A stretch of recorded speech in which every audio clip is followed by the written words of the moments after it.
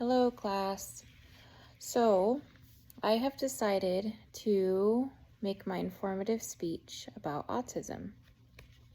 I'm going to be informing you of the different types and forms of autism that there are, what to watch for. I'll be talking about the symptoms and just a little bit about my life with a child with autism. So, I do have 4 children. One of those children does have a slight case of autism. It's not very severe like other different forms of autism that there are. He gets very he likes to do things certain ways. When things change or they're different, then that doesn't make him very happy, and he'll get very quiet.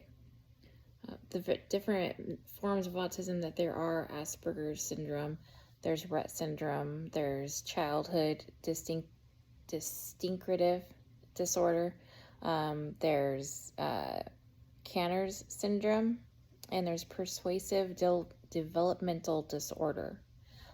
Autism can be a very serious developmental disorder.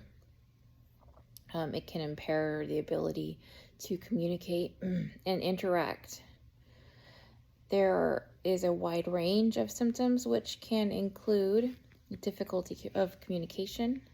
A lot of times they have a hard time communicating their feelings and what they're wanting. Difficulty with social interactions and obsessive and repetitive behaviors, which is something that my son tends to do often with his obsessiveness with certain things and wanting things to be in a certain order. Kind of, I guess you would kind of say like OCD, but this is just his form of his autism. He is a little bit developmental delayed. He does have a hard time, not necessarily that he's not smart, but he just has a hard time paying attention. Some of the treatments consist of therapy. It could be speech therapy, it could be developmental therapy, behavioral, educational, and may reduce symptoms, and support developmental and learning.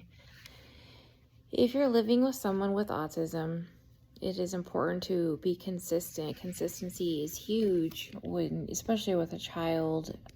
When things are different with my son, he doesn't deal with change very well.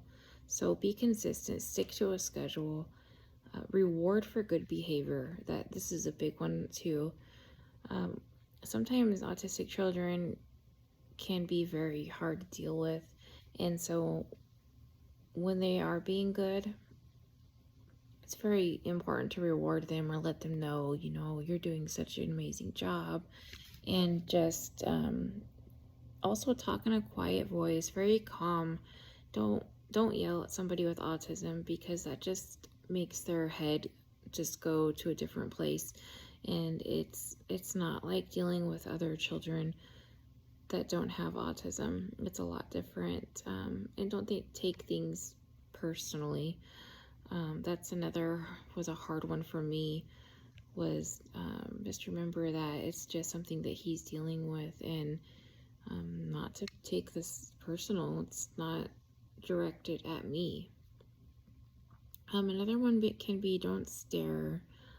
So that can make some people with autism feel, I guess, they just don't like it, and can make them have outbursts. It's important to know how to deal with a person that has autism, whether it's a child or an adult.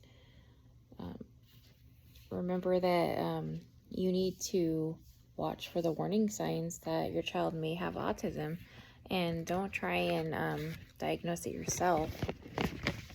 Get a diagnosis from a doctor.